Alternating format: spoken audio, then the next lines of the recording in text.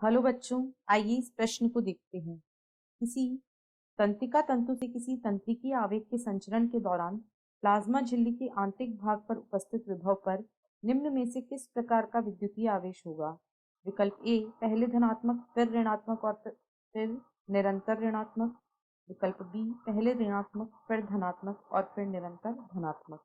विकल्प सी पहले धनात्मक फिर ऋणात्मक और फिर पुनः धनात्मक। या विकल्प डी पहले ऋणात्मक फिर धनात्मक और फिर पुनः ऋणात्मक। इस प्रश्न की जो मुख्य अवधारणा है, वह है तंत्रिकीय आवेग का संचरण। तंत्रिकीय आवेग संचरण जो तंत्रिका तंतु होते हैं उनसे होकर आवेग का संचरण जो होता है, आवेग का संचरण यह मुख्य रूप से 3 चरणों में होता है।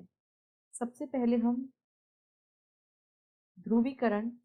ध्रुवीकरण प्रावस्था होती है, उसके बाद विध्रुवण, उसके बाद विध्रुवण जिसे डीपोलराइजेशन भी कहा जाता है, तथा अंत में पुनः ध्रुवीकरण की प्रक्रिया होती है जिसे डीपोलराइजेशन भी कहा जाता है।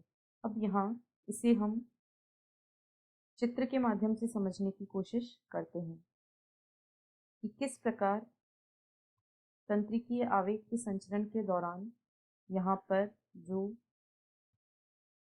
विभव होता है या आवेश होता है उसमें किस प्रकार से परिवर्तन आते हैं। सबसे पहली प्रावस्था अभी हमने देखा, उसे ध्रुवीकरण कहा जाता है। इसके दौरान जो झिल्ली होती है उसमें सोडियम पोटेशियम आयन पंप कार्य करता है, जिसके कारण 3 सोडियम आयन को बाहर तथा 2 पोटेशियम आयन को अंदर लिया जाता है। साथ ही साथ जो झिल्ली होती है वह धनात्मक आवेशों के लिए अपारगम्य होती है। कुछ ऋणात्मक आयन जैसे क्लोराइड इत्यादि यहाँ पर अंदर गमन करते हैं। इसकी वजह से जो ऋणात्मक आवेश होता है वह अंदर की तरफ अधिक हो जाता है और बाहर तुलनात्मक रूप से धनात्मक आवेश पाया जाता है, क्योंकि बाहर धनात्मक आवेश अधिक है। अब यदि विध्रुवण प्रावस्था की बात करें तो विध्रुवण की प्रावस्था में यहाँ पर ये जो पंप होता है वह बंद हो जाता है, साथ ही सोडियम आयन चैनल खुल जाते हैं। सोडियम आयन चैनल के खुलने की वजह से तीव्रता से सोडियम आयन अंदर की तरफ जाते हैं।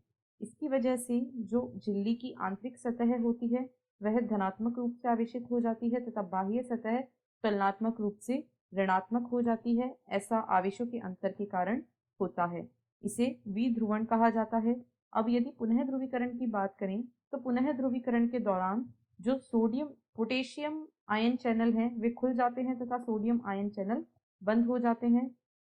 इसके कारण जो पोटेशियम आयन होते हैं वे बाहर निकल जाते हैं।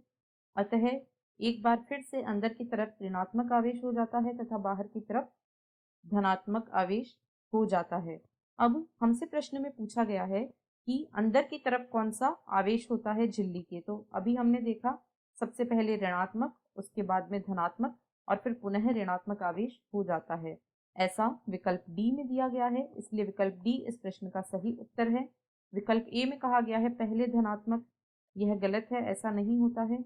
बी में कहा गया है पहले ऋणात्मक फिर धनात्मक और निरंतर धनात्मक, ऐसा नहीं होता है, अंत में ऋणात्मक आवेश हो जाता है। सी में कहा गया है पहले धनात्मक फिर ऋणात्मक और पुनः धनात्मक, यह भी गलत है। आशा है आपको प्रश्न समझ आया होगा। धन्यवाद।